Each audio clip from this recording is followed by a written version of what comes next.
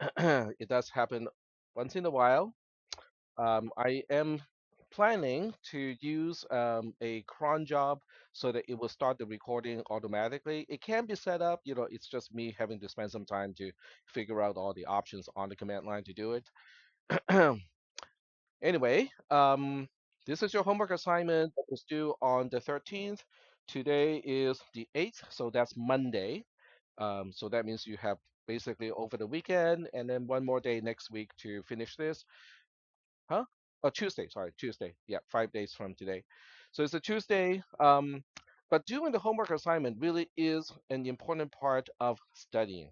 So what I can do today is to send you um, the exam from last semester. So this way you can at least take a look at the exam if you want to. So let me go do that.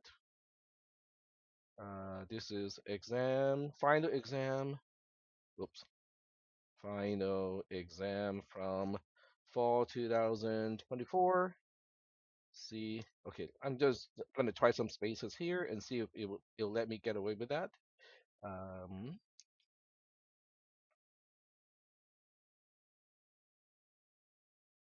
Last semester will be 1249. This is final. We'll just give you the first one. There we go. All right. Oh, spaces are fine. I don't actually have to type a message. Hmm. All right. So there is that. I mean, you don't have to work on this over the weekend, but I think if you're done with the homework that's due on next Tuesday, um, you can take a look at this. I think it will just really help you kind of get into the mindset of, okay, what do I need in order to, answer in order to deal with the final exam? Okay. So you can start to prepare your own material to bring with you. I have already mentioned the idea of a checklist or copies of a checklist because you need a checklist for making sure the entry code and the exit code of a function is handled correctly. You have a checklist to look at the definition of the labels for different members of a structure, labels for local variables and parameters. You might have a template for calling, a template for returning, and stuff like that. So it's up to you. I mean, this is open book, open notes. As long as it is on paper, you can bring it. So that gives you a lot of flexibilities and options. Okay, so it is up to you to kind of evaluate what works best for you. What works best for me may not work for you and vice versa. So everybody kind of have to experiment a little bit and find out what works best. Yes, it is a single program with multiple functions, usually one single structure. Not, yeah, you get the C code, and then you're also given the assembly code, except the assembly code is flawed. So your job is to identify all the flaws and fix them. It's just like question number 3 of the second exam, except it's a little bit longer and it has function call, function return. Yeah, it has pointers pointed to structures and address of a member of a structure that is pointed to by a pointer that in return is pointed to by a parameter, that sort of thing. It's functional. Yeah, every year I would write a program in C first, make sure the C version works, and then I would translate that into assembly code, make sure the assembly code also works, and then I would introduce the problems into the code. So usually it is a very functional kind of code. May not be the best or the most optimal way to implement something, but the question here is not to go for the most efficient implementation, but to translate the C code into assembly code. All kinds, usually very inspired by homework submissions. By homework submissions. I learned from the best.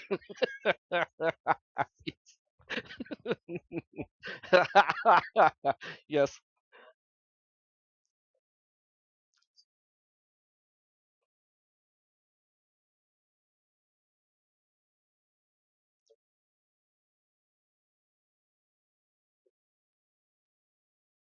yes, yep, yep.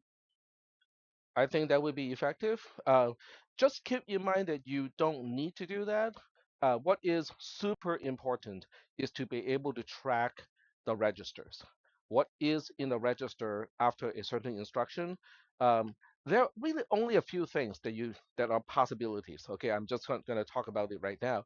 You can have the offset to something, which means you have to add the actual base from which that offset is useful in order for the offset to become an address.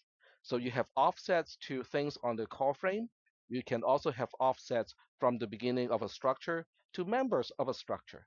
So there are only two kinds of offsets that we deal with in this class. They are easy to tell apart because an offset to a member always has the name of the structure itself as a prefix. Offsets to local variables and parameters always have the name of the function as a prefix. And I would maintain those standards in the final exam. So that makes it a little bit easier for you guys to go like, okay, just from the name of the label, I know this is the offset based on the function. This is the offset based on the structure and so on. Question? Yep.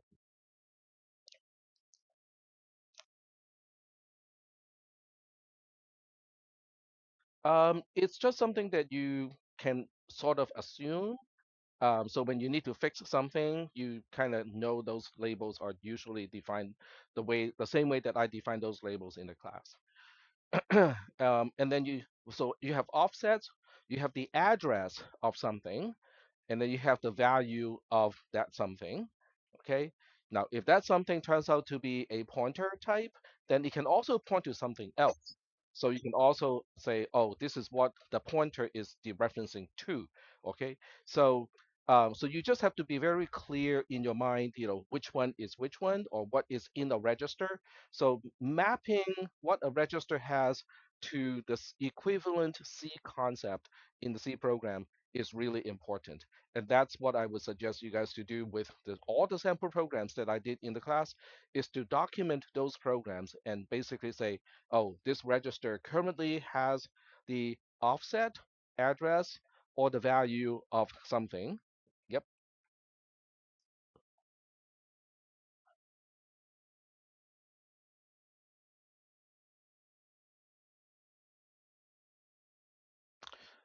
Well, okay, so yes, you have to do all the analysis in your mind.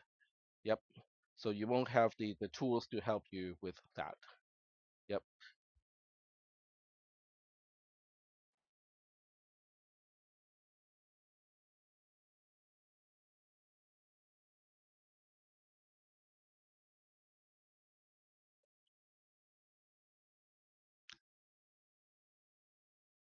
No, because you're still given the amount of time that you have in the final exam.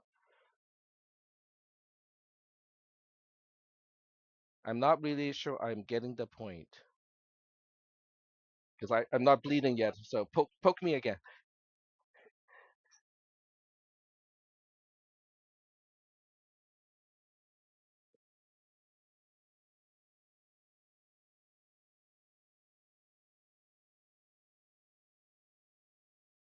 Hmm.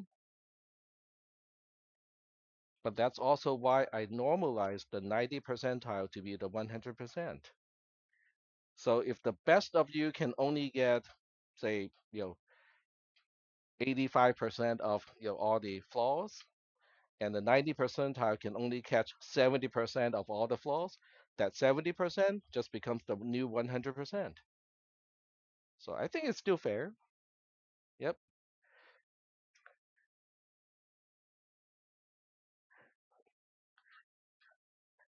Then the whole class is ranked the same place. So you're all 100 percentile.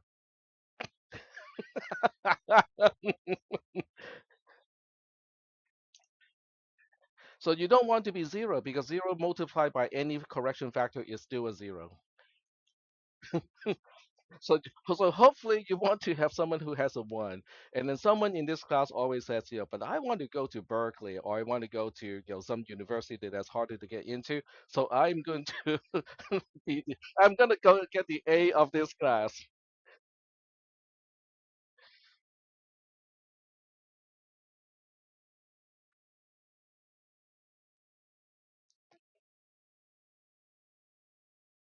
Plus, it is always at my discretion anyway. Yes, there's no such rule as written into the syllabus. This is just what I usually do because I think it is fair in most cases in a regular class. So when someone, like Ilya here, made a suggestion to the entire class in public, then I go like, I will take that into consideration as well. So you all have Ilias to thank, at this point. Anyway, I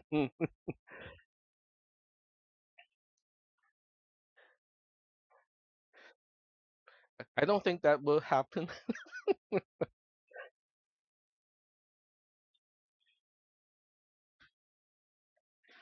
Yeah. Oh, well, it would be me telling the next generation good luck, actually. Because I'm gonna retire. Ah, nice. Okay. What? Well, then I have to think about what else to torture.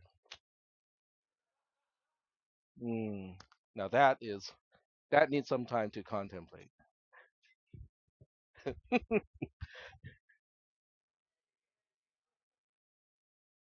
Yeah. Oh, that's a good one. Do you know that? Okay, there are jobs now where you are paid to let an AI to observe how you do things so that the AI can be trained along the way. It is a paid job, $20 an hour, I think. Um, so it's kind of interesting.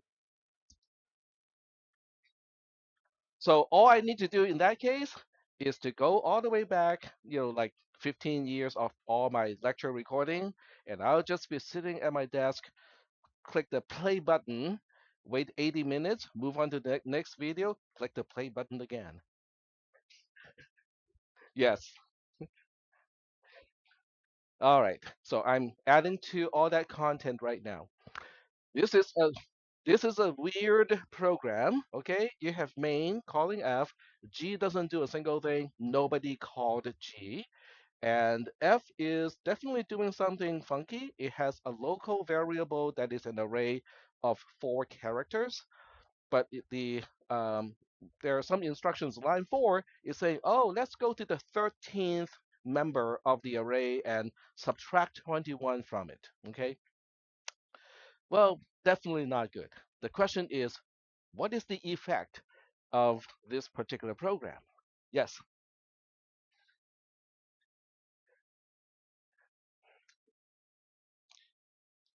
Yep. Yes. Yes. But this it would corrupt something, but the symptom as a result of that corruption is something that is really weird to look at. Yes, go ahead. No, F does not return anything, so it's not that. Okay. So let me show you. So let me show you what it's gonna do. So weird dot c gdb weird. Uh, I'll put a breakpoint on the first line of function F. Run the code.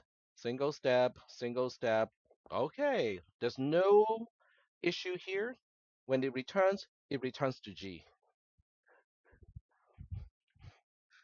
because I messed around with the return address.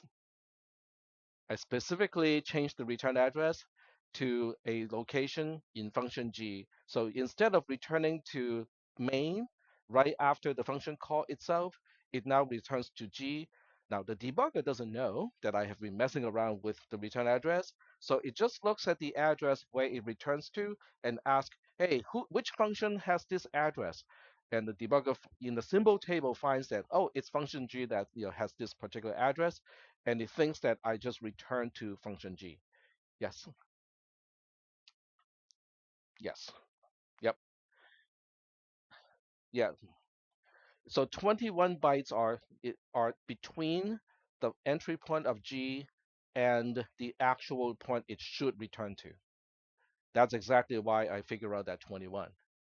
So when you write programs in C or C++, this applies to C++ as well, and you access an array out of bound, and you make minor adjustments. Big adjustments is not a problem. The program just goes, crash. Okay, but if you make minor tweaks to a certain location, then you can adjust it just enough that it will not bomb like right away, and instead it will do something weird. Okay, so when you encounter something weird like this kind of symptom, I would say the first suspicion is some function that you called past tense. Okay, modify the stack because you were accessing an array out of bound. And that array has to be a local variable array because global variables, they are not on the stack. So you can mess up a global array, but the symptom is not going to be something like this. Okay. So just something to share because I think I mentioned this before. I just wanted to show you, yeah, this can actually happen. Yep. C++ technically does not know the where an array ends. So the other way to kind of make this bug happen so that it cannot even check that is you pass the array by reference to another function and you don't tell the other function where the array ends, right? So, because in C++ and also C, an array and a pointer, they are quote unquote interchangeable in many, many contexts. So that's why, these problems, tend to pop up, fairly often. Questions? No questions? Yes.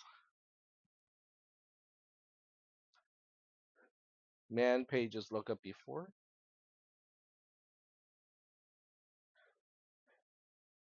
What you can watch the video. That's a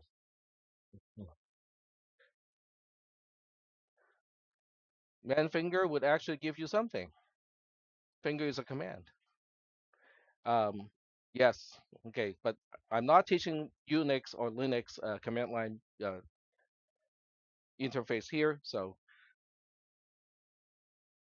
I could, but we already have someone teaching that class, so I'm not.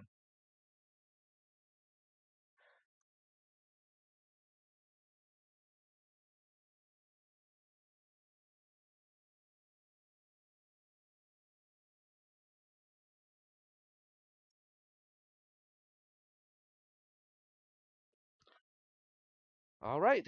So what we'll do today is to implement this particular program in TTP ASM. So it is no more difficult compared to some of the programs that we have done before, except the use of things in this particular program. There's one thing that is new. Okay, so we'll go ahead and check that out. Line 5 to line 9 are really just a comment of how to use your check loop, which is not really super duper important in the class. If you really want to understand how it works, you can read the comments and determine what it does later on. So what I'll do is I'm just going to go implement the program, like mechanically. So we have, do op, um, ins- LDI D0, decrement D, LDIA with dot 6 plus. Oops, I flipped the order. You can still flip the order. You just have to change the number of bytes. Instead of a dot 6 plus, you have to turn it into a dot 5 plus. It will still work. STDA, JMPI to main, and then a halt instruction here. Pretty typical stuff. And now we can go define frame. So frame underscore v is 0 because it is at an offset of 0 from the beginning of a struct frame. And then we have struct prev, which is frame underscore v 1 plus. And then frame underscore size is going to be frame underscore prev 1 plus. So that's how we define frame. And now we can move on to implement check loop. So check loop is here. And before I typically implement anything, I would kind of try to get a sense of where everything is. So pref is pushed first, so it has the highest memory address.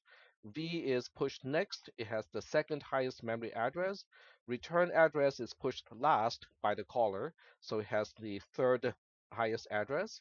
And then when we get to the local variables, f is local variable f is defined first. So I is going to be the second one, so it's going to be the last local variable defined, it only takes a 1 byte.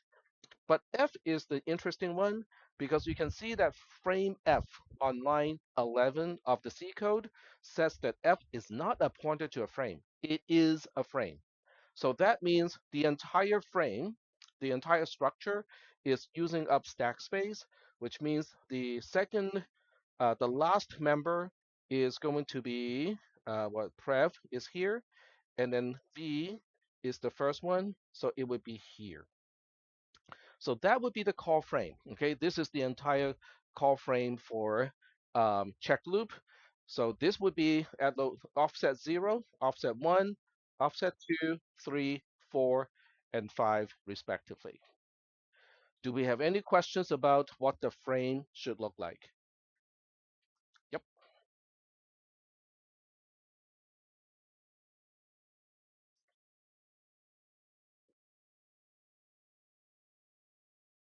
Mm-hmm.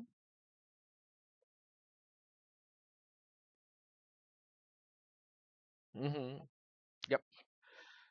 That's a convention, but it is not a convention of the caller callee agreement, which means whoever implements the function can choose which one is at the bottom of the call frame.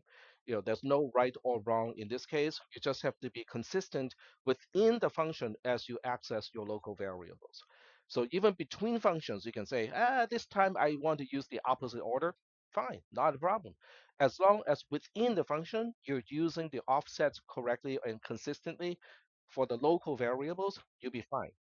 But you cannot change the ordering of the parameters because the parameters they are part of the agreement between the caller and the callee, and as a result, you cannot just randomly change the contract and go like, well, I'm going to change the assumption here and change the ordering. You cannot do that with the parameters, but you can do so with local variables. All right. So now we can use labels to define all of these things. So we'll start with f underscore v, which is going to be at 0 because it is at the base of the entire call frame. And then we have f underscore, whoops, not f, this is check loop. Check loop, there we go. And then we have check loop underscore, uh, oh, I totally messed up here. It is local variable f here. And then it is I. So check loop f, and what should I add to, what should I type here in between? Nope. Yep, it's frame size because f itself is a frame. Okay, so you have to be careful depending on the type of the local variable. How many bytes you have to allocate is dependent on that. So that's my last local variable. So now I can define LVS, which is check loop I, and that's just 1 plus because I is really just a pointer, and it doesn't matter what the pointer points to, every pointer takes up only 1 byte.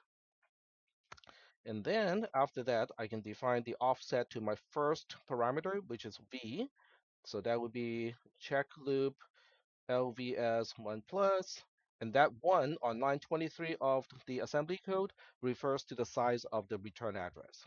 So check loop underscore prev is the last one. So that's check loop underscore v 1 plus. And now we got everything defined. And you already know how I usually do things. Check loop LVS, subtract that much from the stack pointer, and then add it back when I'm ready to return, and then do a LDBD, increment D, JMPB, and then we go back to this point because this is where the frame is fully set up. Part of the frame, which is FI and the return address, excuse me, I take it back, which is pref, v, and the return address, those three are set up by the caller. And then the two local variables, which is I and f, but they take up 3 bytes altogether. Those are set up by the callee. So that's why, when we get to line 29 at this point, then everything is set up. The entire frame is allocated.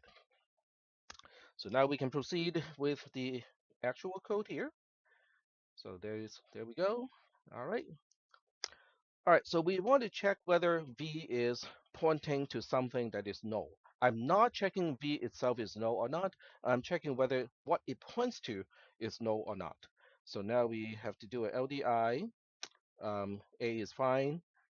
This is V is a parameter, so it has the name of the function as a prefix.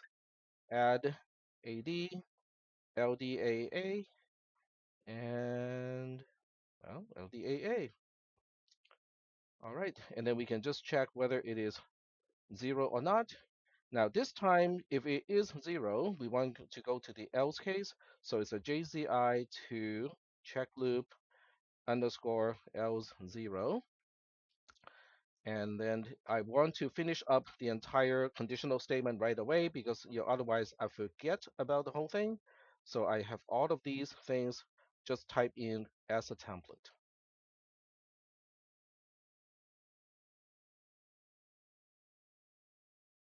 There we go.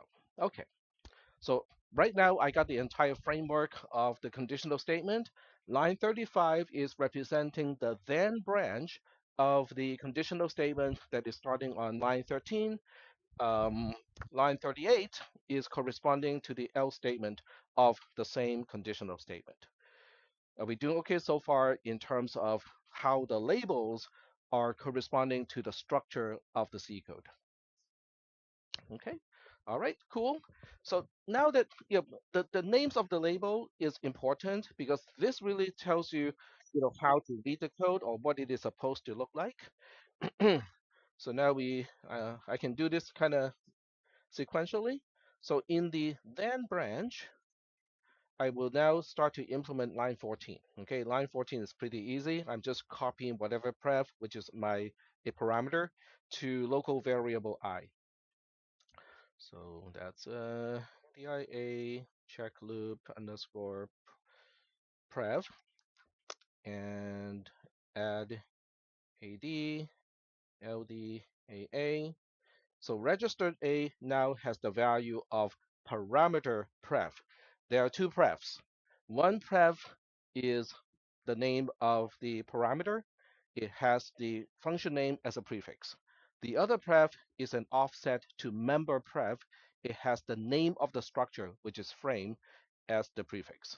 So it is entirely possible to use the same name as a member as well as a parameter or a local variable. Okay, in assembly language programming, using my convention, which I will continue to use in the final exam, is using the prefix to differentiate which one is which one. All right, so now we want to copy that to I, which is a local variable. So LDIB with check loop I, and then do a add BD, and do a STBA. So now we are done with line 14. Line 15 is a loop. So I'm going to write the template of a loop. So the template of a loop consists of three things at least. So it has a beginning, while. So this is going to be check loop underscore if zero underscore while zero. In other words, it is a while loop. It's the first while loop inside the first conditional statement of this particular function. Now, is this overkill? Yes, it is overkill because I only have one while loop in the entire subroutine. So it really doesn't have to be this long to make it um, stand out or to make it unique. But I just want this. I want the label names to be structural um, compared to the C code. So this is how I choose to do things. Now, do you have to do it when you do your homework assignment? The answer is no. But do I find this helpful so that when later on, if I have to debug my own code, I kind of know, oh, I'm inside the loop, the while loop inside the then statement. Yeah, this is really helpful. In fact, I just made a poo-poo here because the conditional statement has two branches. This belongs to the then branch of the conditional statement. So a little minor point, not super duper important, but I'm kind of picky about these things. There we go. And then we have a end for the loop here. So this is then zero, while Um, while zero. Mm, okay, one is the beginning, one is the end, so I have to suffix that to. Oof, makes it really long, and also have to fix this one.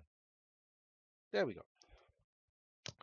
All right, so this is the basic construct of a loop, especially a while loop. You have a label starting at the beginning so that you can go back to that beginning point.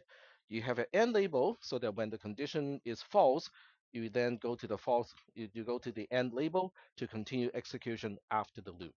So now I go back and implement the condition here. The condition in this case is a conjunction. And typically, what I like to do is to look at the negation of the condition itself. And I'm asking, when should I get out of the loop? So when I is 0, when the pointer is a null pointer, that means the entire conjunction is going to be 0. That's one way to get out of the loop. So that's why, the first thing I need to do is to check whether I is null or not. So that would consist of, um, hmm, yeah, but you cannot rely on that. I'll explain why. So the observation was, the value of check loop I is already in actually in register A because register A is used to put the value into I. So register A before the first iteration has the value of I. But after the first iteration, that is not guaranteed anymore. So that's why you cannot.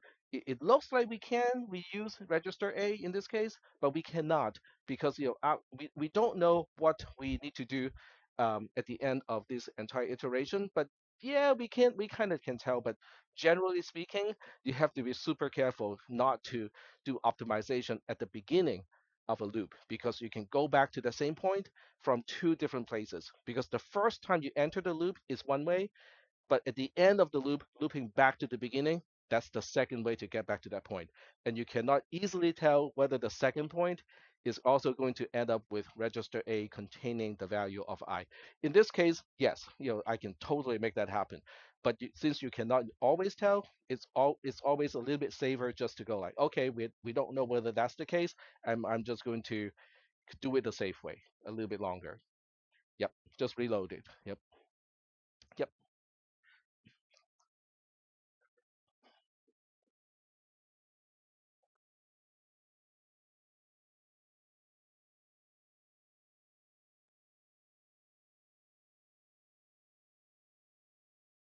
Okay, do you mind if I give you a really pointy answer? Okay, so I'm giving you time to put on your body armor. That's a CISP 360 question. Okay, so let's think about this. Okay, so we are talking about the condition of line 13, and so what is that? It is asking. Okay, so the implicit operator is not equal to 0. Okay, so if I were to go back here, if you don't like how this is looking, you can always just add, does not equal to 0. So does that help? It, so it answer the question?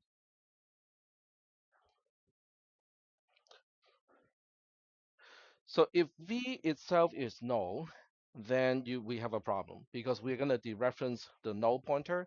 We will go read location 0, which we know is a 0, 0 because it's no op, but it would not be, it's generally speaking, if a pointer is 0, you really should not be dereferencing it. Nope, nope. It's okay. It depends on who you call a null pointer. V cannot be a null pointer because I'm not checking V is okay. But what is a null pointer? V cannot be null because I'm not okay. So I'm gonna make some quick changes here. So do not write this down. Okay, I'm just illustrating a point here. This checks whether V itself is a null pointer. This checks whether the pointer that V points to is null or not, or whether the character is null or not. Because V points to a character according to the type of the parameter. So I'm really checking whether the character pointed to by v is null or not. That's what it's doing. Hmm. Yep, absolutely. So moving on to right the beginning of the loop. So we need to reload the value of I, okay, which is a little bit of a hassle, but it's safer to do it this way. I could optimize the code so it doesn't have to do this, but right now I'm just going to do it the safe way. So add AD, LD, AA. So this is the value of I, and then do AND AA, JZI to the end of this loop, which is check loop, then 0, while 0, end. Oh, without a without a colon at the end. So this is the first condition. If I is 0, then I'm going to exit the loop. The second condition is to say, okay, I need to now check whatever v is pointing to, is it different from the member v of the structure that I is pointing to? But since I have I already in register A, I might as well figure out the left-hand side first of the comparison. So to do that, I load another register with struct v, oops, not frame underscore v, which is the offset to member v of a struct frame. Okay, and then I'm going to add that to register A. Okay, and let me see which way is the best way to do it. Doesn't really matter. So I'm just going to add B to A. So now register A becomes the address of this thing here. Register A becomes the address of member V of the structure that I is pointing to. So now I need one dereference to get to the value of that particular member. Okay, so LDAA. So that would make register A the left-hand side of the not equal to comparison. I just need the right-hand side, which is whatever V is pointing to. I got that earlier, but I'm not going to try to optimize the code to reuse that register. So I'm just going to reload everything here. LDI, register B is now free, so I'm just going to reuse that. That's a local variable. No, it's a parameter. Still, we use check loop as a prefix, and then the V, add BD, and then do LDBB, another LDBB. So now register B has the value of whatever is pointed to by parameter V. And I can now do a comparison. Okay, so because not equal to requires a comparison. Yep.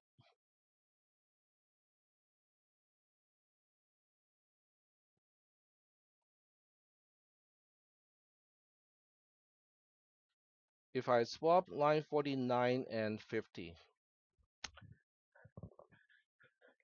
So, okay, so let's go from line 43. Okay, because register A, first gets its value from line 43, so we'll start with that. On line 43, register A has the offset to local variable I. On line 44, register A has the address of local variable I. On line 45, register A has the value of local variable I. And that's what we need to make sure that it is not null, because this is referring to the value of local variable I. And by the time we get to the AND AA instruction, register A also has the value of local variable I. And I'm checking whether that's 0 or not. If it is 0, we just go like, okay, time to get out of the loop. If it does not, then we load register B with the offset to member V of a struct frame, and then we add that offset to A. But A, if you look at the type of local variable I, it is the address of a struct frame. So by the time we add B to A on line 49 in the assembly code, we end up with register A containing the address of member V of the structure that I points to. If you switch them, if you switch them like this, there won't be any actual compile time error or assemble time error, but it will be a runtime error. But it will only be there will only be a symptom if V is not the first member of the structure. Because if V is the first member of the structure, then frame underscore V is going to be 0, which means even if that instruction is to be missing entirely, it won't do a single thing.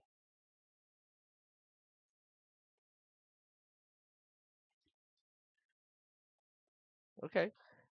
Well, once I get this code working, you can then mess around with it and see actually what happens. Um, all right, so we have register A containing the left-hand side of the not equal to, register B now containing what is the right-hand side of the not equal to. So this time I cannot really use AND AB, okay, because AND AB does not do the same thing as compare. So we have to actually do a compare AB. And we don't have a jump if not equal to, but jump not equal to does not really help me anyway, because if they do equal, then this condition becomes false, which means I need to exit the loop.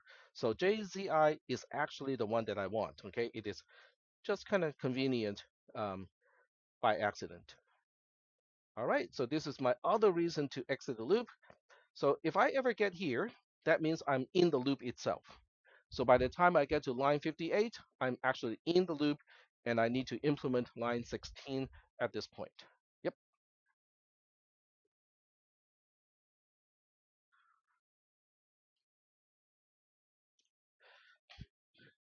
yes, yes. So the C operator priority goes, so in other words, you can think of this as having an implicit pair of parentheses like that, because not equal to has a higher priority compared to logical AND. So that's how it goes.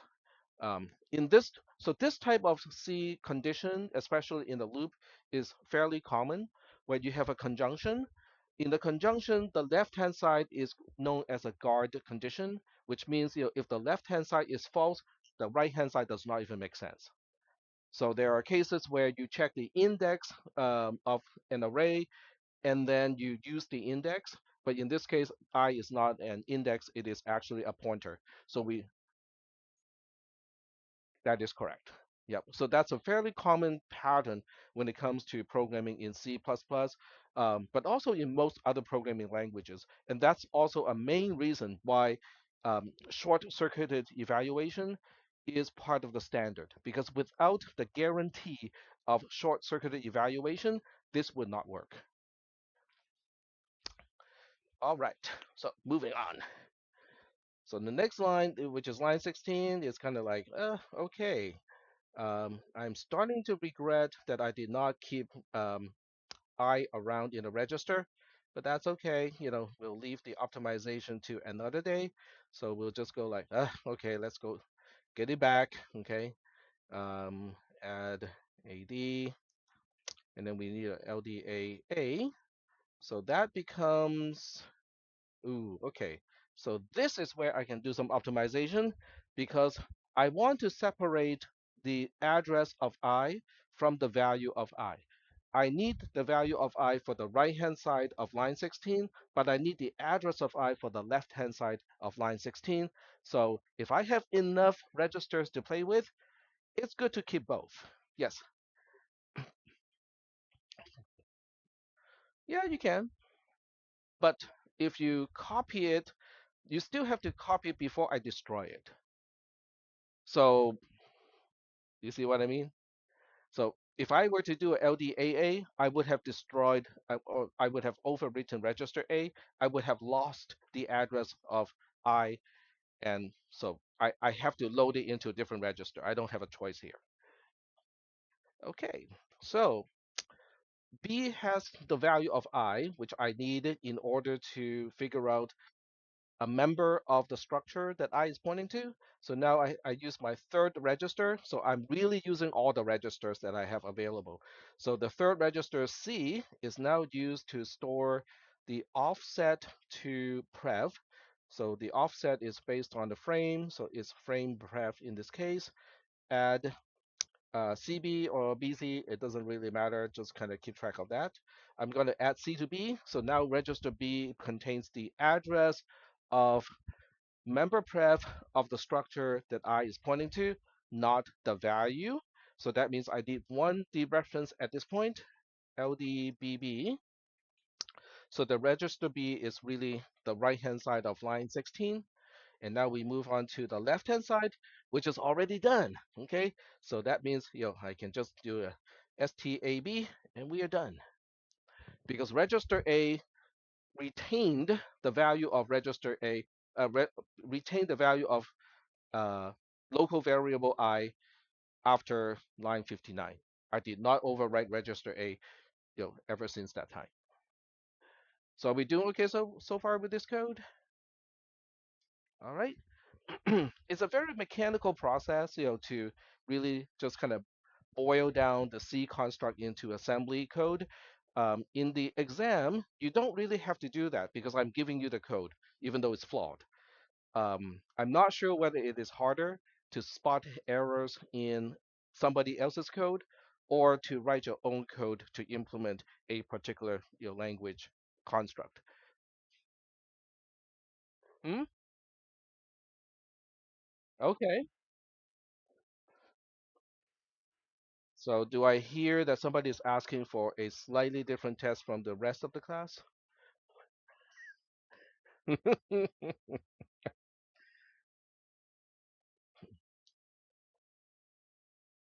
Easier in my mind.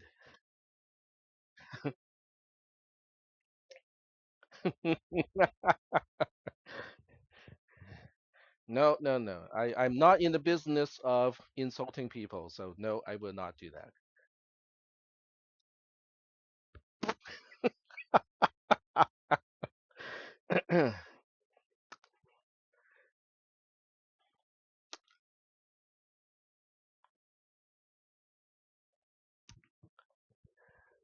All right, so now we move on to line 18. So line 18 is the nested conditional statement because the outer conditional statement has not ended yet. This is a nested conditional statement in the then branch of the outer conditional statement.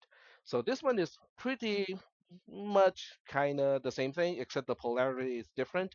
So it's looking for not I, which means if I is no, then not I is going to be true. Yep.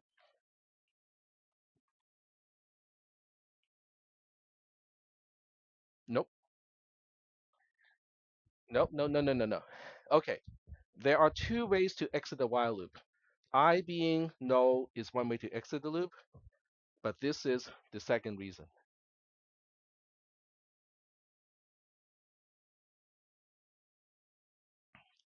So, so the first thing, okay, I can be non-null, and the member V of the structure that I points to turns out to be the same as whatever parameter V is pointing to. That would also get me out of the loop. Huh? Correct. But if I exit because of the right-hand side of the conjunction, then the left-hand side is going to be true, which means on line 18, I cannot guarantee that I is null or not. And I use it to indicate whether I found a value or not. All right. So now we just continue with this code. So we do LDIA, check loop I add AD, LDAA, and then we do a and AA. If it is the same, we actually want to go to the then case in this case. So this gets a little bit funky because the JCI actually goes to the then branch of the conditional statement starting on line 18. You could look at this and flip the then and the else case and change the ordering in the assembly code. But I prefer to keep the ordering of the assembly code to be consistent with the C code, which means now I have to use an additional unconditional branch to kind of accomplish what I needed to accomplish. So JZI is now going to the then branch, which is inside another then branch. So that label gets a little bit long because it is the first conditional statement inside the first, it's the then branch inside the nested then branch. So that's why it's then zero, then zero. And then the JMPI is going to go to the else case. So it's going to be check loop, then zero, else zero. And then we have the else label defined here, check loop, then zero, L0 defined here, and then this is going to be check loop, then 0, then 0 is going to be defined here, and I need the end if here. So we need check loop, then 0, and if 0 defined here. And then at the end of the then branch, it has to skip over the else branch. So I need an unconditional branch here to check loop, then 0, and if 0. Whew. Okay, so that's the control structure. Now I just need to go back and fill in, okay, what am I supposed to do in the then branch and what am I supposed to do in the else branch?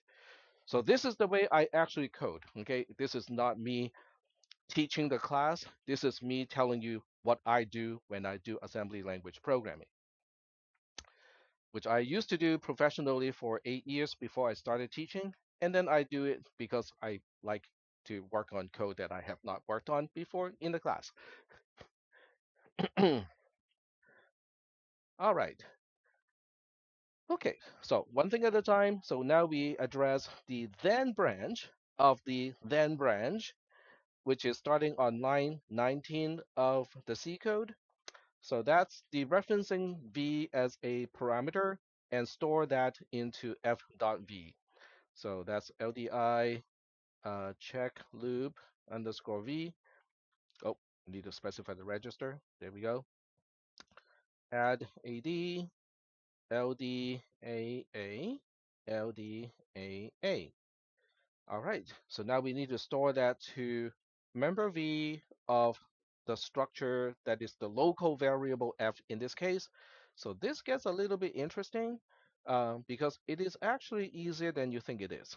Because check loop underscore f is the offset to the beginning of local variable f of the frame. And then we just have to add the offset to member v right away in the same expression. So now we just say frame underscore v plus. That becomes the offset from the beginning of the call frame to directly to member v of the structure that we know as the local variable f. So there's no indirect in between. There's no need to do any LD in between because f is not a pointer to a structure. It is a structure. Yes. Huh?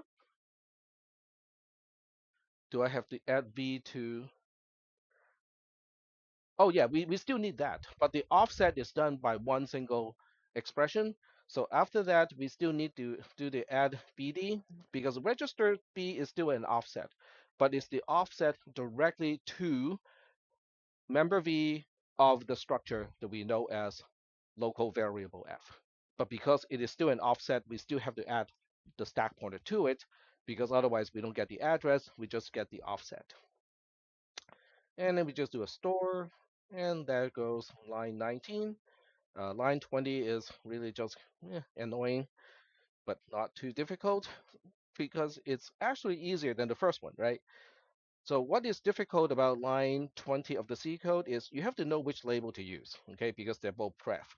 So we have to use the, on the left-hand side, excuse me, right-hand side, it is parameter pref. So it is check loop underscore pref in this case.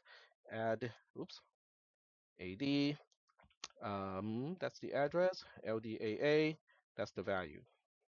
On the left-hand side of line 20, then we have something that looks like line 80, which is LDIB, check loop underscore F, frame underscore prev plus, add BD, STBA, and that should do it.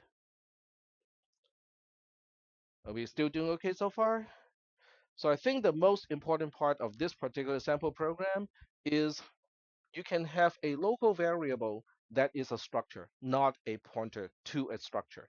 The allocation is different, and also how you access a member is different. How you access a member of a structure that is already a variable versus the member of a structure that is pointed to by a local variable. The only difference is one has one additional indirect and then the other one does not. All right, so now we can go for the recursive call. Recursive call is on line 20 here. So we just have to load the address of F in this case, which I do not have. Okay, fine. We'll do the calculation. hmm There we go. And push it on the stack. Okay, so decrement D, STDA. And then we have to push V plus 1, which means we have to get to V first. So we have to do LDIA check loop underscore V 1 plus add AD LDAA increment A decrement D STDA. So that should push V plus 1 on the stack. And then we have to push the return address LDIA with a dot 6 plus decrement D STDA. So that should push the return address. Now we just need the JMPI to the subroutine or the function that we are calling, which is check loop. When it comes back, we have to increment the stack pointer twice to get rid of the parameters, I mean arguments, and then we are done. Okay, so that we can now go to the else case. So the else case is just to return the one. That's pretty easy. Hmm? Halt. Nope, that's how we return the one. And so now we go back to the C code, and we have one more else to implement, and we are all done. Woohoo! Yes. Huh? Say again? Main? Yeah, I still need to write main. That is correct. So here we have the else case of the outermost conditional statement, LDIA0. That's all we need to do here. And now we need to uh, implement main. Oof, there we go. All right. So main has two literal strings. We have already talked about how to implement literal strings. They are basically like global variables where the label of those global variables are kind of have a funky name so that it's an internal reference because nobody else need to know about those names. So that means that we probably want to define those first. Okay, so we'll say lit string 1 or 0 is a lowercase a has an ASCII code of 97. Okay, then we have b, which is 98.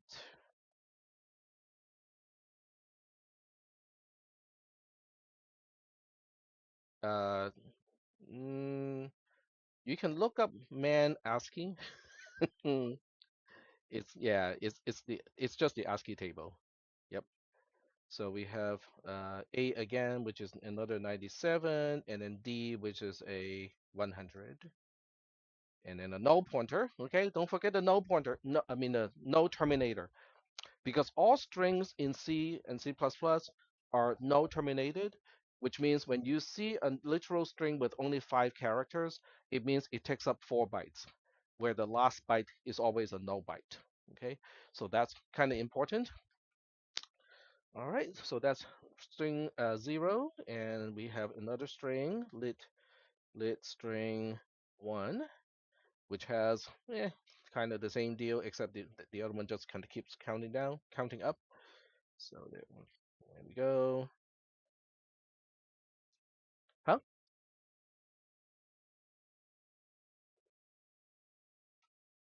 Yeah. Yep. Yep. Yank and paste. Uh, that's just the way they call those commands. There's no there's no cut. Cut is delete. After you delete, you can paste. So the terminology is a little bit different. So we got main. Main has one little local variable. Okay, main x is 0. Main underscore lvs is main x 1 plus. And it has no parameters. So we all set here. LDIB with main LVS, subtract that much from the stack pointer, and add it back before we return. LDBD, increment the JMPB, go back here. Whew. All right, so almost done. LDI A0, decrement D, STDA. Whoops. Oh, there we go. STDA. There we go. So we push the 0 and then we push the literal string, the first one, which is LDIA, lit string 0, decrement D, STDA. And you can see that the literal string label also does not need to adjust. We don't need to add the stack pointer to it because it's not on the stack. Global variables and literal strings are not on the stack, so we don't use the stack pointer when we calculate the address. All right, so we just do a decrement. Oh, LDIA dot 6 plus decrement D STDA that pushes the return address. So this tells you that, on your checklist, you just have to say, whenever we make a function call, make sure the parameters are pushed backwards. Last parameter is pushed first, and make sure that we also have to push the return address, call the function. When the function comes back, make sure all the arguments are deallocated. So that would be something that you can put on your checklist. So I'm already telling you guys all the tips, that you can potentially use to help remind yourself, okay, how do I check? There's a bazillion lines of code in the test. Well, you can always do it systematically. Okay, that's my recommendation is just to do it, systematically. Increment D, increment D, and then we store the result back into X, which is just do a LDI B with main X, add BD, STBA, and then we do pretty much the same thing again. So I'm just going to do a lazy thing, which is copy and paste line 49 to line 163, copy to where I am right now. And you can probably tell the dot notation that I use here, which means where I am right now, was inspired by VI, because that's exactly what VI uses for, to reference to the current line. If you're not getting that, it's okay. It won't be on the test.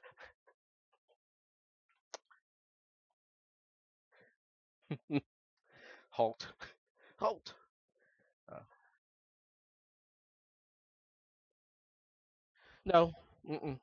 If I need to use letters or characters, I'll comment what it is. Yep. Unicode. All right. So I think I got the whole program done, and I just did something that I kept telling you guys not to do, which is to write what 186 lines all at once and try to keep all your fingers crossed and hope that it works. Okay, wait, one more. There you go. Hmm. Maybe. We don't know yet. We don't know yet. Those are the worst, right? The worst kind of problem are the ones that would actually compile, but it does not run. Um, all right, so let's check it out. Let's check it out. Documents, CISP 310, River Spider, submit. Uh, Gosh, I can't remember the name. Check loop. Okay, it's not in the temp folder either. It is in my CISP 310 check loop.ttpasm. All right.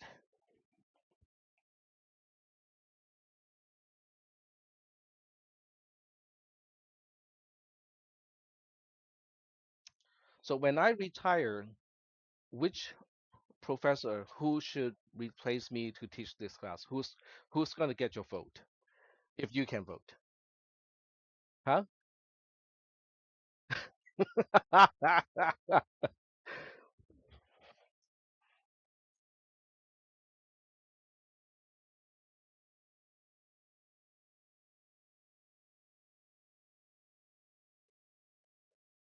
For all? Hmm? All right, so let's go to the analysis tab, but this program doesn't look like it. This looks way too short for what I'm turning in. Okay, that looks right. But why is the RAM file so short? Oh, right, because there's a whole bunch of empty lines because of the comment. Okay, that's why. Okay, so when we go to the analysis tab, how do we know what this program is supposed to do? If I'm lazy, which I am, what I'll do is I'm going to run the C code, check out what X is supposed to get because the assembly code and the C code should get exactly the same result, find out where X is in memory space, and just check the overwriting of that location to see if it is consistent with the C code. So I'm showing you all this because that is how you write and debug your program as a homework assignment. Okay. So I'm showing you all of these techniques because I'm pretending to be you doing the homework assignment. Um, of some 20 years of programming experience. But I'm trying to pass that on to you guys. That's what I'm trying to do. Um, if I could just do a mind meld with every single one of you and then transfer the knowledge, I would have done that. But the last time Spock did this to Kirk, to no Bones, it wasn't a pleasant experience. Okay, Bones did not like that.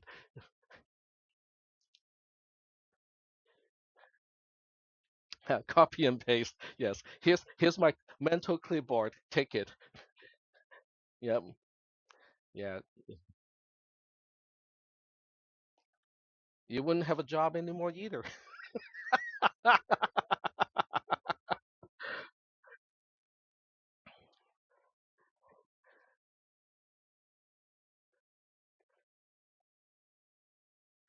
All right. So we are going to put a breakpoint on line 33 2, and put a break on line 34. Continue. What is x? It is 1. Continue. What is x? X is 0. Okay, there we go. So we know the first call should return a value of 1. The second call should return a value of 0.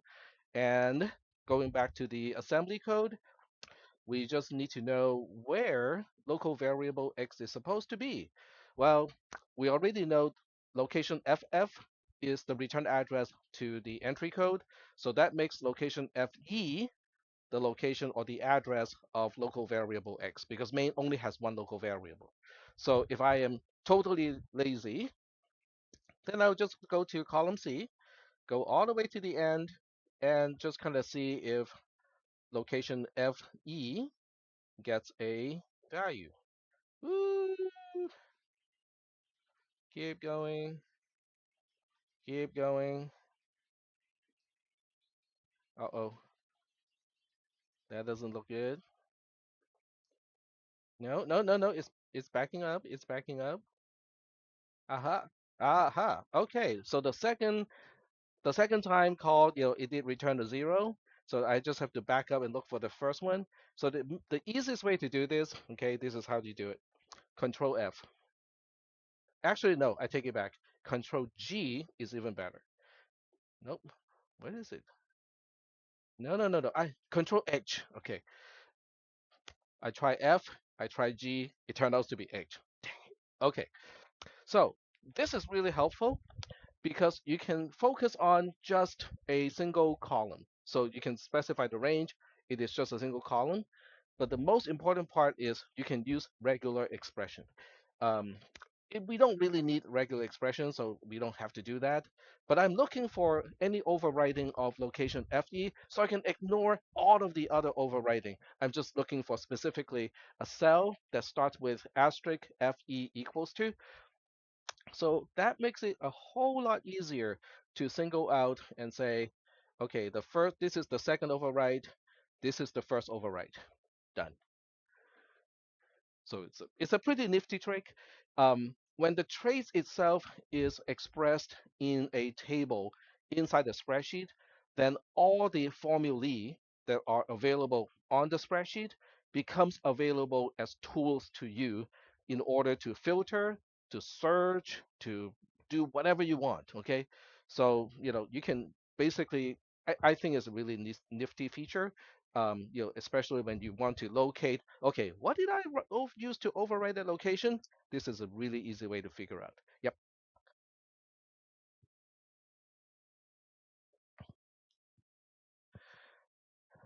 Um, can you hide conditionally?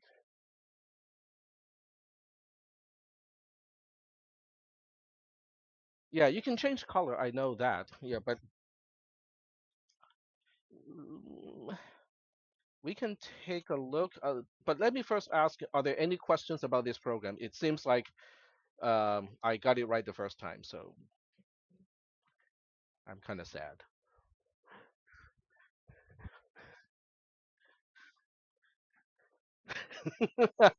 It's not the same. It is not the same. It's not the same. However, okay, but this I think this part is important. Even though I do have experience as an advantage, uh, but I think the the thing that I did not put in a single bug in this case really has to do with I wrote the program structurally instead of sequentially. Because if I did not write it structurally, I totally would have missed some things like I would remember the beginning and then I would forget about how it ends. Not because I don't know how it's supposed to end, but because by the time I get to that point, I would have lost track of where I am. But writing the code in a structural way and using indentation to help me understand what is contained within what else really helps me to focus on one thing at a time. So this way I don't get distracted and I don't have to remember a bazillion labels like where is it supposed to be defined, who is supposed to jump from here to there, and so on. I just take care of the jump and the label definition at the same time. Yep. Yeah, it would. Yep. Yeah, the final would even if you look at the final from last year, I think I even use commenting to kind of interdisperse the C code, so that way it's a little bit easier for you guys to see. Oh, okay, the following has something to do with this line of C code, so that you don't have to keep going back and forth between the C code and the assembly code. Yep. No, I can do procedural programming. I mean, I actually thought about, introducing object-oriented programming in assembly language today, and then I just go like, maybe not. We'll just kind of work with this program.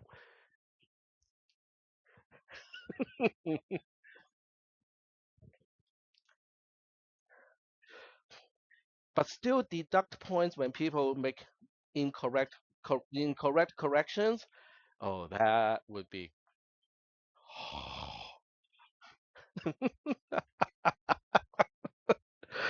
that would be just a psychological torture. It's like, well, maybe Tech actually did not put in any bugs, and if I just turn in a whole blank exam, I'll get full credit. But wait, if Tech said that he would do that in the class, he's probably not gonna do that actually. So which way is it?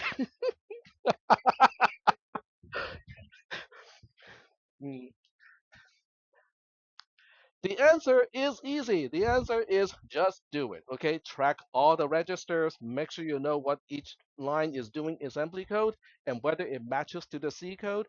If you spot a problem, fix it. If you do not spot a problem, just let it be. I mean, I just do it mechanically.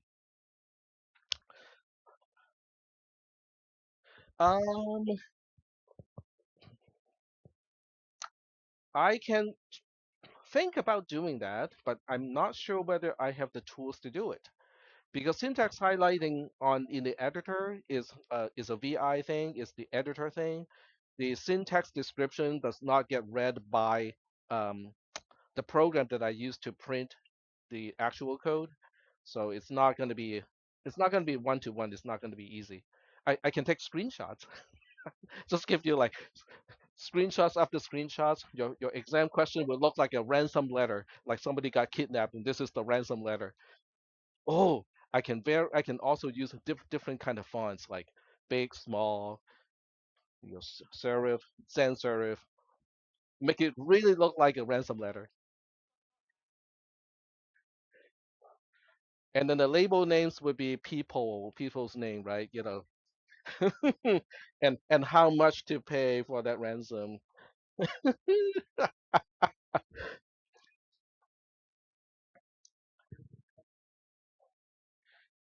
And I'm sure some of you, because you cannot find when you cannot find a job in software engineering, I think some of you will be inspired to make an animated series called Texter.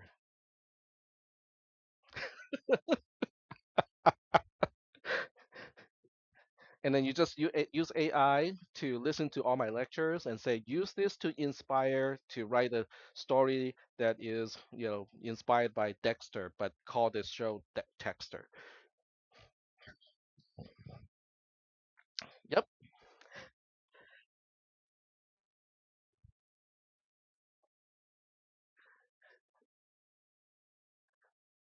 I think I'm not that kind of a person. I'm more like,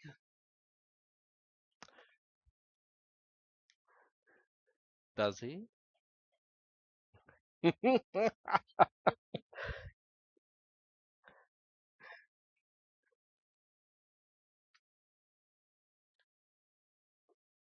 He does. He does cause collateral damage, so that is not good. Anyway, all right. Yes, go ahead. Yes. Well, since we do have 3 more minutes, and I do not want to give you guys a refund for those 3 minutes, quickly. I think we actually, I think you guys owe me money if you look at the whole semester.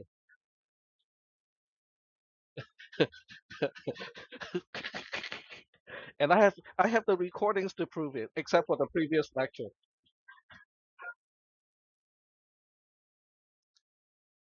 All right, so in the exam, what I usually do is I will give you the assembly code, and you can see how the C code is interdispersed, within the assembly code.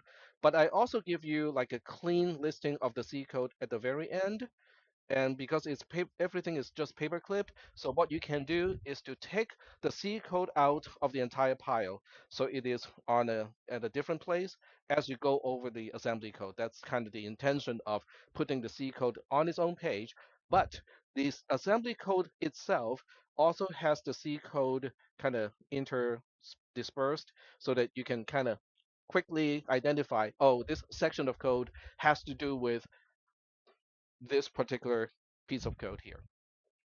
So I intend to maintain all the exact standards that we have talked about in this class, the way the labels are defined, the way that I use indentation and so on. Um, so you can kind of use that to your advantage in the exam. But give this one a try. Okay, when you have time, do the homework first. Once you get the homework done, give the practice exam a try. Try to catch as many things as you can, or things that you think are wrong. Just remember, sometimes I may use an alternate sequence of code to accomplish the same thing, which is not necessarily the same as the template that I talk about in class. The code can also contain optimization, so I can try to go like, oh, okay, I can save this register to use it later. Okay, so that means how you keep track of the registers becomes really important. You really need to write it down, okay, on the paper, and you can always include more text than just the corrections. But in that case, you have to clearly state this line is wrong because of this, and this is the fix. But you can always add additional comments along the process to help yourself keep track of the registers. Yes,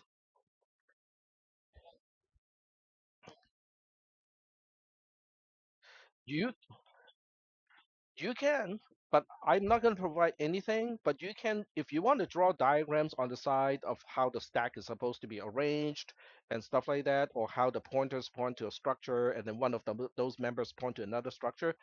Be my guest. Okay, you will not be marked down for additional stuff. I will just be looking for how you identify the bugs and what you suggest to change it.